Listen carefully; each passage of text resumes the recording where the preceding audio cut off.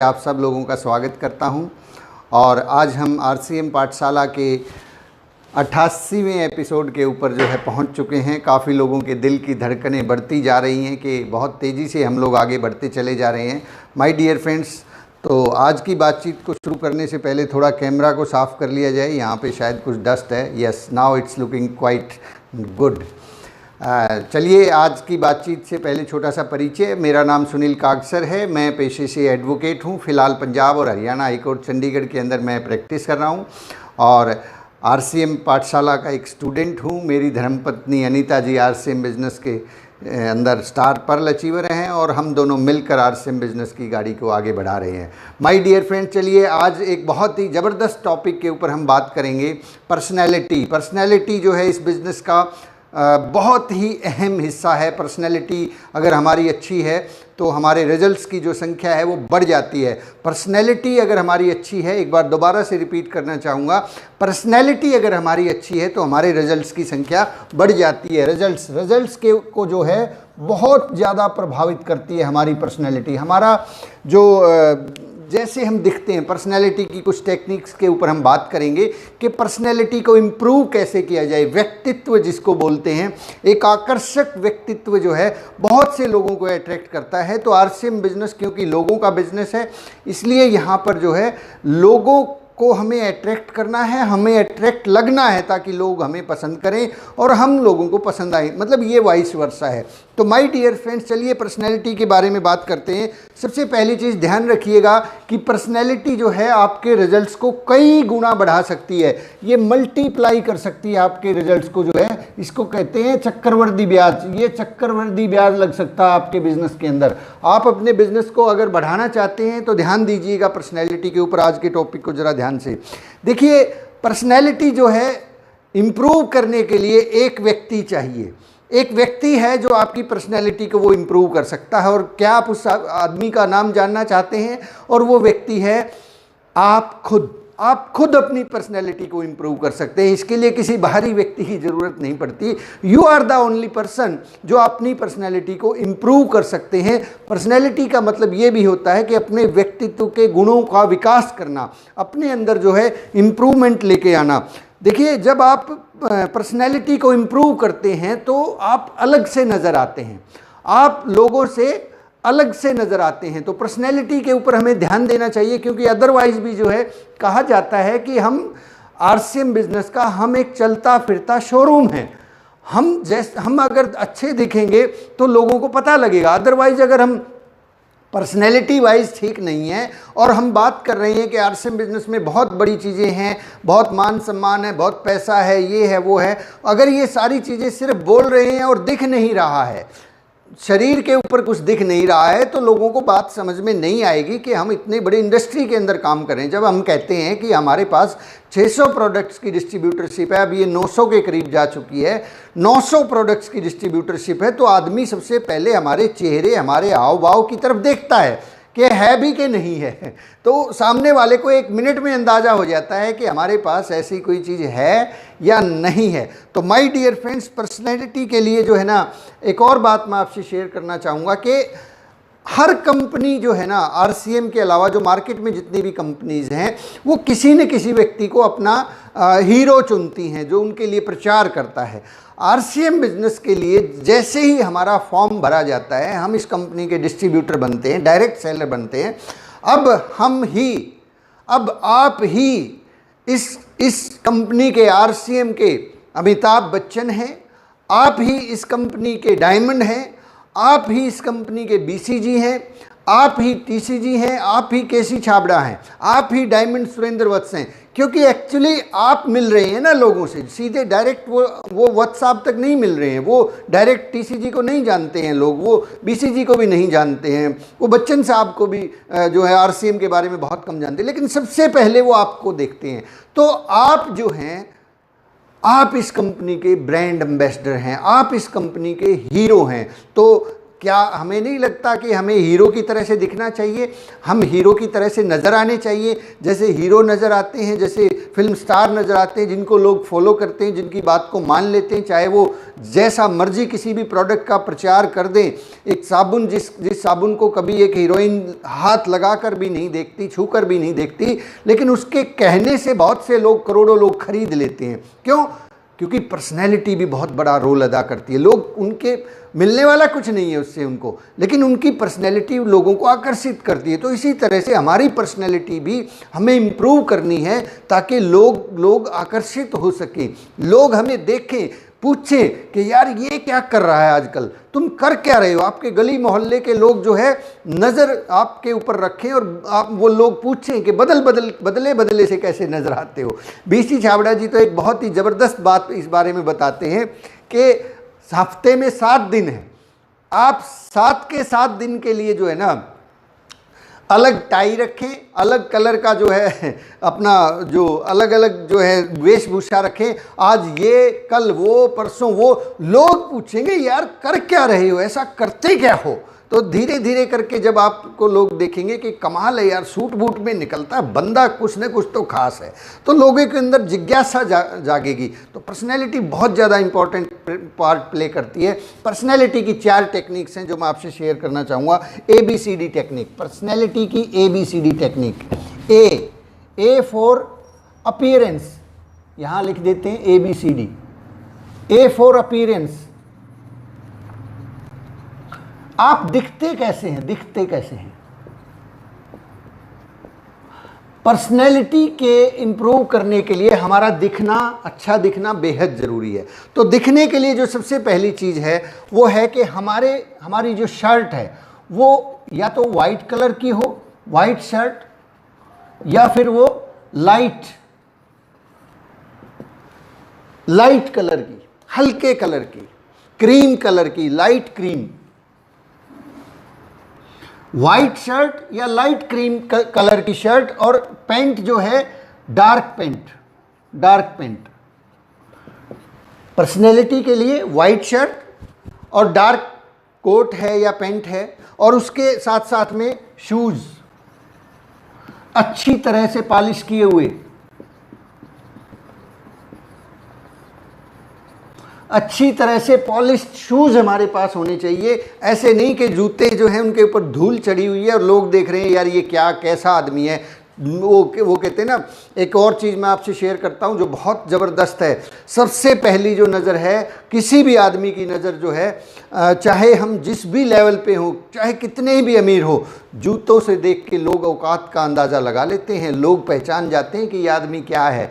ये शूज़ जो है ये बहुत बड़ा पार्ट प्ले करते हैं। तो माय डियर फ्रेंड्स, शूज़ का ज़रा ध्यान रखिएगा। शूज़ जो है बिल्कुल चमकदार हों, बिल्कुल पॉलिश्ड हों, वेल हों।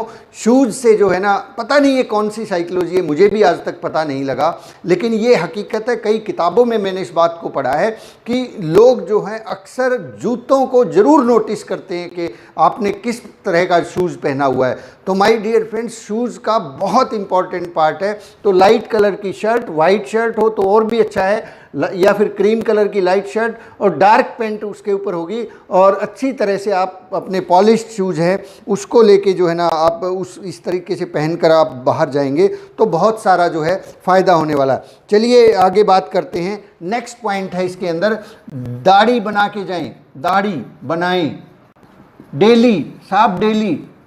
आपकी ऐसे नहीं कि दाढ़ी बढ़ी हुई है, इधर उधर बाल बिखरे हुए हैं, उजड़ा चमन है। शेव करने की आदत डालिए। कुछ लोग वैसे दाढ़ी रखते हैं आजकल, लेकिन अगर आप एक बिजनेसमैन को देखेंगे, आप बिजनेसमैन कोई मैगजीन उठाना, इंटरनेट पे लिखना कि बिजनेसमैन, मैं आपको सेंट्रल आइडिया दे देता हूँ, आप बिजनेसमैन लिखना और इमेज के ऊपर क्लिक करना, वो जैसा दिखता है मैच करके देखिए क्या हम भी वैसे दिखते हैं। अगर वैसे दिखते हैं तो बहुत बढ़िया, अगर नहीं दिखते हैं तो वैसा दिखना शुरू कीजिए। बिजनेस मैगजीन आप कोई लीजिए, वहाँ किसी बस स्टैंड पे मिल जाएगी। उस बिजनेस मैगजीन के ऊपर जो फोटो छपा होगा वैसा वैसा अगर हम दिखते हैं तो यू आर ए बिजनेसमैन। कई बार टपोरी जैसा दिखना शुरू कर देते, टपोरी नहीं दिखना है, हम बिजनेसमैन हैं। लोगों को लगना चाहिए कि आप एक बिजनेसमैन हैं। तो शेविंग करके जाए, दाढ़ी बड़ी हुई है तो उसको शेविंग करके जाए। मीटिंग में जा रहे हैं, 1-to-1 मीटिंग में जा रहे हैं, कहीं किसी को प्लान दिखाने जा रहे हैं, आपको लोग लीडर के रूप में देखते हैं साहब, तो शेविंग करके जाएं। नेक्स्ट पॉइंट है, रात को ब्रश जरूर करें, रात को ब्रश, टूथब्रश करें। ये हमारे सांसों में जो बदबू आती है वो भी बहुत परेशान करती है। जब सामने जो है आदमी बैठा है और अगर हमारी सांसों से बदबू आ रही है तो कोई नहीं सुनने को तैयार होगा, दिमाग खराब हो जाता है लोगों का। ये रियली में बहुत इफेक्ट डालता है। नंबर 4 जो है, प्याज खाकर, आप भी कहोगे क्या क्या सिखा रहे हैं, प्याज खाकर किसी के घर नहीं जाना है। प्याज खाकर किसी के घर नहीं जाना है साहब। कभी प्याज भाई दबा के प्याज खाए और अब मीटिंग करने जाएंगे, सारे के सारे ये प्याज और मूली जो खाकर जो जाते हैं, ये आपको हो सकता है अच्छा लगता है, लेकिन इसकी वजह से मीटिंग में बैठने वाले लोग, 1 to 1 मीटिंग वाले लोग डेफिनेटली डिस्टर्ब होंगे। और आप नहीं चाहते कि आपके हाथ से एक प्याज जो है आपके हाथ से एक बड़े लेवल का एक डायमंड को चुरा के ले जाए। ये होता है साहब। ये आपको बड़ा अजीब लगेगा, इस बात पे हंसी भी आएगी कि ये क्या कौन सी बात है, ये तो कोई बात नहीं है। लेकिन हो सकता है जिस 1 to 1 मीटिंग में आप प्याज और मूली खा के गए थे और वहाँ पे एक आदमी और बैठा था, वो सुन रहा था आपकी बातों को। प्लान आप किसी और को दिखा रहे थे, लेकिन एक तीसरा व्यक्ति भी वहाँ बैठा था और वो व्यक्ति सुन रहा था, वो भी ग्रहण कर रहा था। बल्कि जबकि सुन हो रहा था, आप सुना किसी और को रहे थे, लेकिन जैसे ही उसको कहीं ना कहीं किसी प्रकार की दिक्कत आ गई उस कमरे में बैठे हुए, वो तुरंत उठ के चला जाएगा, क्योंकि उसका तो काम ही नहीं था ना यहाँ पे। अगर वो वहाँ कंफर्टेबल फील कर रहा है, सही से आप उसको लगता है, तो हो सकता है जिसको आप प्लान दिखा रहे हो वो ज्वाइन ना करे, दूसरा आदमी ज्वाइन कर ले। और मेरे साथ ये घटना हो चुकी है। मैं जिस आदमी को प्लान दिखाने गया था, नारनौल की ये घटना है। मैं जिनसे बात कर रहा था, अनिल जी से बात कर रहा था, उनके ब्रदर जो है सुधीर जी वहीं पर खड़े थे। उन्होंने खड़े खड़े वहाँ पे जो है हमारी बातें सुन ली और उन्होंने भी आरसीएम बिजनेस ज्वाइन कर लिया। आज वो रॉयल्टी अचीवर है, बहुत अच्छी टीम है और बहुत अच्छे से आगे ग्रो कर रहे हैं। तो माय डियर फ्रेंड्स, ये बहुत बार होगा कि आप बता किसी और को रहे होंगे, सुन कोई और रहा होगा। तो प्याज खाकर नहीं जाना है। नेक्स्ट जो पॉइंट है मैं आपसे शेयर करना चाहूँगा वो है गर्मियों के अंदर। अब मुझे नहीं पता, ये बहुत सारे लोगों ने शोध करके बनाई होंगी ये बातें। गर्मियों में रात को जरूर नहाएं। एक्चुअली ये जो ट्रेनिंग मैं आपसे शेयर कर रहा हूँ, ये ट्रेनिंग न्यूट्रीचार्ज जो है, न्यूट्रीचार्ज वालों की तरफ से हमें एक ट्रेनिंग मिली थी पर्सनैलिटी डेवलपमेंट के ऊपर। उस ट्रेनिंग का ये पार्ट है। जो हमारे साकी, अरविंद साकी जी हैं, उन्होंने ये ट्रेनिंग, बहुत ज़बरदस्त ट्रेनिंग दी थी। तो रात को नहाकर ज़रूर सोएं, गर्मियों में ख़ास तौर पे। शायद इससे हमारी बॉडी ऑर्डर जो है, स्मेल है, उसके ऊपर फ़र्क पड़ता होगा, कुछ न कुछ तो फ़र्क ज़रूर पड़ता होगा। रात को नहाकर सोने से शायद नींद भी बहुत अच्छी आती है, और नींद अच्छी आएगी तो सुबह विचार बहुत अच्छे आएंगे। तो ये एक और बहुत अच्छी टेक्निक है। ये हमारी अपीयरेंस है। अपीयरेंस के बाद नेक्स्ट पॉइंट है B for body language. B, अब हम बी के बारे में बात करते हैं। Body language, body language, body language बहुत ज़्यादा असर डालती है साहब। बॉडी लैंग्वेज,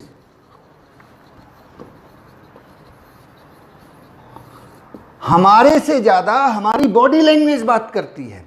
लोगों के ऊपर हमसे ज़्यादा प्रभाव हमारी बॉडी लैंग्वेज का पड़ता है। आप शेक हैंड कैसे करते हैं, इस बात से बहुत फर्क पड़ता है। शेक हैंड, हाथ मिलाते वक्त आपकी क्या फीलिंग है, यूं मरा सा हाथ दिया है या पूरा जबरदस्त सामने वाले के अंदर, आपके अंदर एनर्जी जो होती है वो एनर्जी सामने वाले में ट्रांसफ़र हुई है कि नहीं है। अब वो हाथ इतनी ज़ोर से भी नहीं मिलाना है कि सामने वाले का हाथ ही तोड़ डालें, वो हाथ को मसलता रह जाए। दर्द नहीं, पेन नहीं होना चाहिए, लेकिन शेक हैंड का मतलब शेक हैंड तो कम से कम होना ही चाहिए। सामने वाले को लगे कि यार हाथ मिलाया है, पूरा हाथ मिलाना है, आधा अधूरा नहीं। कुछ अभी क्या है, कोविड-19 की वजह से थोड़ा हाथ मिलाने पे लोग एतराज़ करते हैं, लेकिन अगर सामने वाले ने हाथ बढ़ा दिया है तो शेक हैंड ऐसे नहीं कि यूँ यूँ हाथ सा टच किया ऐसे है। ये ऐसे आजकल बच्चे करते हैं, ऐसे पता नहीं क्या टचिंग करते हैं। शेक हैंड का मतलब होता है, बिजनेसमैन शेक हैंड करता है, हाथ पूरा का पूरा ग्रिप होती है और फिर शेक हैंड करता है।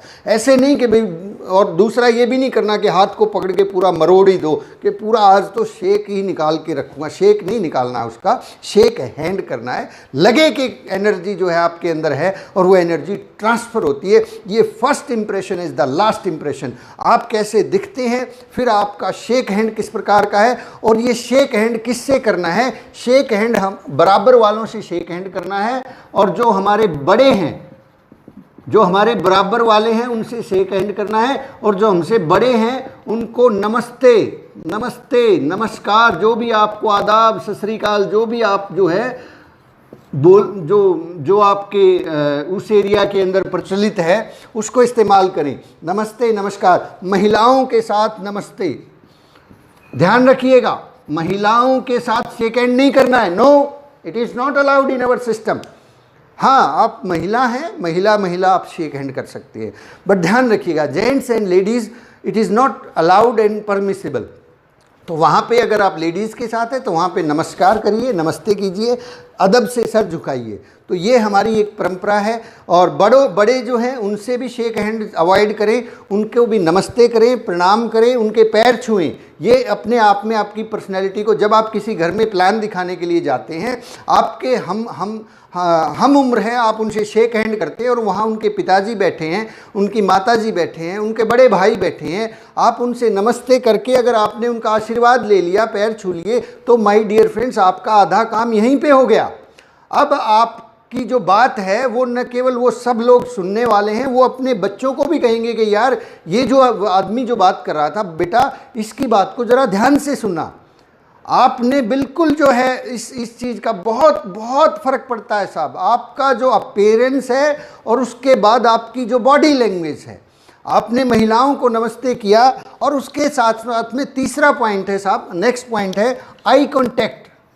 आई कॉन्टैक्ट, जब आप शेक हैंड कर रहे हैं, नमस्ते कर रहे हैं, तो आई कॉन्टैक्ट होना चाहिए। नज़रें चुरा के शेक हैंड नहीं करना है, नज़रें बचा के शेक हैंड नहीं करना है। जब आदमी नज़रें चुराता है, नज़रें बचाता है, तो समझ ली लोगों को समझ में आता है कि कुछ गलती में है या ये कुछ गलती करना चाहता है। नज़रें मिला के शेक हैंड हो, नज़रें मिला के नमस्ते हो, लेकिन ध्यान रहे नज़रें मिलानी है, घूरना नहीं है। घूरना नहीं है, नज़रें मिलाना और घूरना दोनों चीज़ें अलग अलग हैं। घूरने के ऊपर मैं जानता हूं भारत के अंदर एक कानून है, घूरने के ऊपर ये पुनिशेबल ऑफेंस है, बल्कि अब तक आपको पता था या नहीं था, अब मैं बता देता हूं, ये अपराध है। इसके घूरने के ऊपर मुकदमा भी दर्ज हो सकता है। बुरा मानना तो एक छोटी सी बात है, बुरा तो मान ही जाते हैं लोग, घूरने के ऊपर मुकदमा भी दर्ज करवाया जा सकता है। थोड़ा ध्यान रखिएगा इस चीज़ का, घूरना वाकई में बहुत खतरनाक चीज़ है। तो इसलिए आई कांटेक्ट होना ज़रूरी है, लेकिन घूरना नहीं है, ये ध्यान रखिएगा। समटाइम्स मतलब देखिए, एक चीज़ है, पंडित जी इस बात को कहते थे, पंडित जी ने भी इस बात को एड्रेस किया है, कोई भी खूबसूरत मकान हो, खूबसूरत वस्तु हो, खूबसूरत पुरुष हो, महिला हो, ध्यान जाता है, ये नेचर है, नेचुरल है। लेकिन ध्यान जाने का मतलब ये नहीं होता कि हम उसको घूरना शुरू कर दें। आप किसी के मकान को भी घूरेंगे तो सामने वाला पूछ लेगा, भाई क्या बात है, क्या देख रहे हो। इसी तरीके से जो हमारे रिलेशंस है उसके अंदर भी एक आदमी को भी अगर हम घूरेंगे तो वो घूरने से क्या होता है, आदमी डिस्टर्ब हो जाता है, डिस्ट्रैक्ट हो जाता है, उसके अंदर फियर जनरेट होता है, भय पैदा हो जाता है कि पता नहीं यार ये आदमी कैसा है। मतलब एक आदमी के प्रति शंका पैदा हो जाती है कि ये आदमी ठीक नहीं है। आप देखना कि जो आपको घूर के देख रहा होगा, आपके मन में डाउट होगा कि ये आदमी ठीक नहीं है। तो नज़रें मिलाने का मतलब नज़रें मिलाना है, घूरना नहीं है, नज़रें चुरानी भी नहीं है। तो अपीयरेंस जो है, हमारी बॉडी लैंग्वेज जो है बहुत ज़बरदस्त रहे। और स्माइल ये मैं नीचे देख के भी आप लोगों को बता रहा हूँ। आप स्माइल जो है रिश्तों के अंदर गर्माहट लेके आती है, गर्माहट। आप आरसीएम बिजनेस में हैं, यहाँ रिलेशंस बिल्ड होते हैं, यहाँ पे लोगों के साथ संबंध बनते हैं। आप नए लोगों से मिलते हैं तो वहाँ पे भी रिलेशंस बनते हैं। आप पुरानी अपनी टीम से मिलते हैं, वहाँ पे भी रिलेशंस बनते हैं। आप लाइन से मिलते हैं, डाउन लाइन, क्रॉस लाइन, ये रिलेशंस का बिजनेस है। एक्चुअली देखा जाए तो ये सारा का सारा बिजनेस जो है संबंधों के इर्द गिर्द घूमता है। जिस आदमी को संबंध बनाना अच्छे से आ गया, वो उस आदमी का बिजनेस चलेगा नहीं, दौड़ेगा और बहुत तेज़ गति से दौड़ेगा। तो smile plays an important part. Smile phone भी जब आता है तो स्माइल दिखती है साहब, शब्दों के अंदर दिखती है। स्माइल, मुस्कुराहट कंटेजियस होती है, ये फैलती है। जैसे आजकल कोविड-19 कहते हैं ना, ये फैलता है, स्माइल भी फैलती है। आप एक बार किसी की तरफ देखकर मुस्कुराएंगे, सामने वाला चाहे जितनी मर्जी परेशानी में हो, उसके चेहरे पे भी मुस्कुराहट दौड़ जाएगी। तो ध्यान रखिएगा, आज के बाद, अभी के बाद जब भी किसी व्यक्ति से मिलें, आपके दरवाजे पे कोई आप आए, आप किसी के घर पे जाएं, तो स्माइलिंग फेस लेके जाए। स्माइलिंग फेस रखना वैसे आज के दौर में बहुत रेयर हो गया है।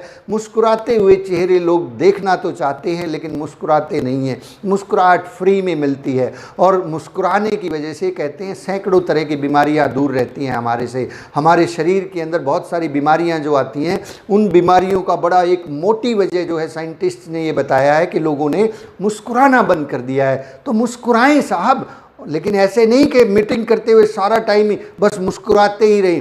महिलाओं की तरफ देख के नहीं मुस्कुराना है, वो हमारी बहन बेटियां हैं। यस, प्रेम भाव से जो मुस्कुराहट है उसमें और एक दूसरी जो मुस्कुराहट होती है, इसमें फ़र्क होता है साहब। एक मिस्चीवियस स्माइल होती है, एक स्माइल होती है, एक में प्यार है, एक में कपट है। तो कपट वाली स्माइल नहीं, हमें कपट वाली हंसी भी होती है, कपट वाली स्माइल भी होती है।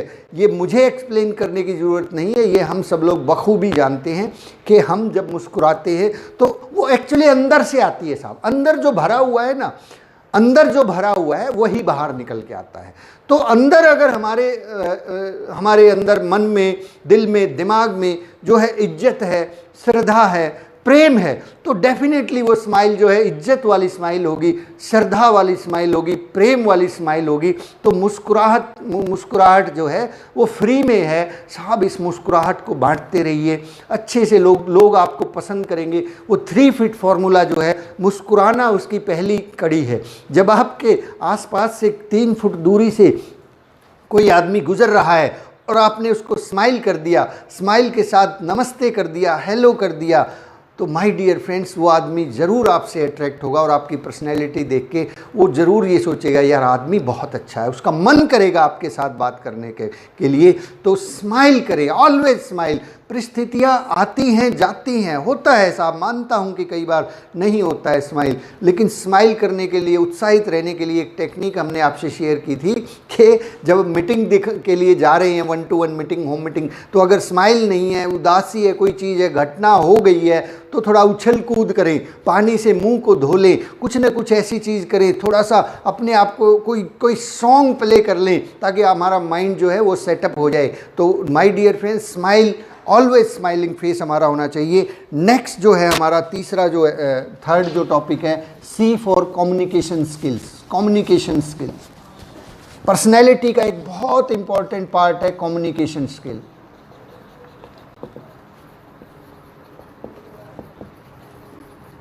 कम्युनिकेशन स्किल्स, बातचीत कैसे करते हैं। हमने पिछले एपिसोड्स में भी बात किया था कि वत्स साहब ने बताया कि एक बच्चा 2 साल में बोलना तो सीख जाता है, लेकिन क्या बोलना है ये काफ़ी लोग पूरी उम्र नहीं सीख पाते। कम्युनिकेट हम कैसे करते हैं, किन शब्दों का चुनाव करते हैं, किस तरीके से बात करते हैं, ये बहुत इंपॉर्टेंट है। कम्युनिकेशन स्किल्स जो है आज के समय में बहुत ज़्यादा इंपॉर्टेंट है, और ख़ास तौर पे सेल्स की लाइन में, नेटवर्क मार्केटिंग की लाइन में अगर हमारा कम्युनिकेशन स्किल अच्छा है तो सब अच्छा हो जाएगा। कम्युनिकेशन स्किल्स को सुधारने के लिए ध्यान दें। कुछ चीज़ें मैं आपसे शेयर करना चाहता हूँ कि कम्युनिकेशन स्किल्स को कैसे सुधारना चाहिए। सबसे पहले तो ये ध्यान रखें कि किसको क्या बोलना है, क्या, कब और कैसे।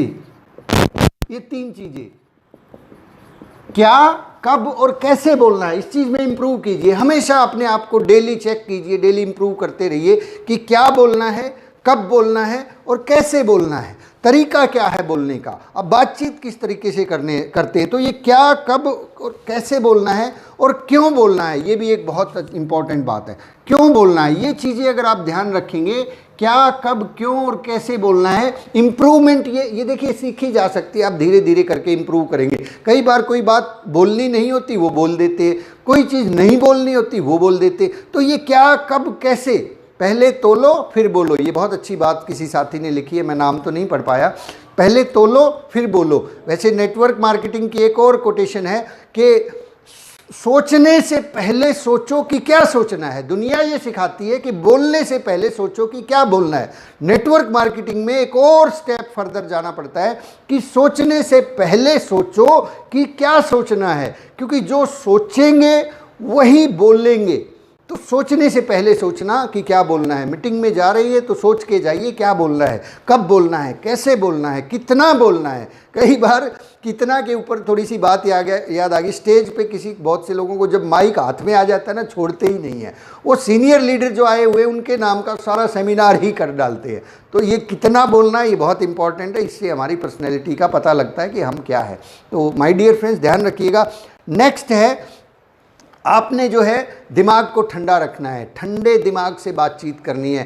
पीछे हो सकता है बहुत सारे विचार हमारे दिमाग में चल रहे हो, लेकिन जो बोल रहे हैं वो कूल माइंड से बोलें, बिल्कुल सरलता से, सौम्यता से बोले। बत्तख को आपने देखा होगा, बत्तख की तरह व्यवहार करें। दिमाग में सैकड़ों विचार चलते हैं। बत्तख को आप देखिएगा, बत्तख जो है ऊपर आपको बड़े आराम से चलती हुई नजर आएगी पानी में, लेकिन अगर आप उसके नीचे पैरों को देखेंगे ना, वो बहुत तेज गति से चल रहे होते हैं, बहुत स्पीड से चल रहे होते हैं।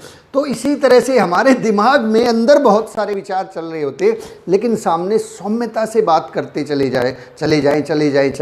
जाए तो लोगों को बड़ा अच्छा लगता है। कई बार अंदर क्या है वही सारा बाहर बोलते रहते हैं। नेक्स्ट जो है ईमानदारी। ईमानदारी, इस पे हम बहुत बार बात कर चुके हैं। ईमानदारी, कम्युनिकेशन स्किल। जब आप कम्युनिकेट करें, ईमानदारी से बात करें, कुछ भी छल कपट ना करें। ईमानदारी से जो है उसको बताएं, इधर उधर बढ़ा चढ़ा के नहीं बतानी है। नम्रता, नम्रता, ध्यान रखें, नम्रता से बात करना है। एग्रेसिव होके बात नहीं करना है, लोगों को धमकाना नहीं है कि देख ले आरसीएम कर ले, नहीं करेगा ना तेरा नाश हो जाएगा। कुछ लोग ऐसा कर देते हैं, मतलब धमकी देते हैं कि देख ले आरसीएम नहीं करेगा ना तो ये हो जाएगा, पता नहीं तू फिर पछताएगा, फिर ये हो जाएगा, फिर कहोगा मेरे को क्यों नहीं बताया था। ऐसे नहीं, नम्रता से बात करें। हम रिलेशंस के बिजनेस में हैं। रिलेशंस अच्छे रहेंगे तो आज नहीं तो कल, और कल नहीं तो परसों, और परसों नहीं तो नरसों, सबको आरसीएम बिजनेस में आना है, आना ही पड़ेगा। क्योंकि आरसीएम बिजनेस ज़रूरत नहीं है, धीरे धीरे करके मजबूरी बनता जा रहा है। तो आरसीएम बिजनेस में रिलेशंस को ध्यान में रखिए। नम्रता, नॉलेज, कम्युनिकेशन के अंदर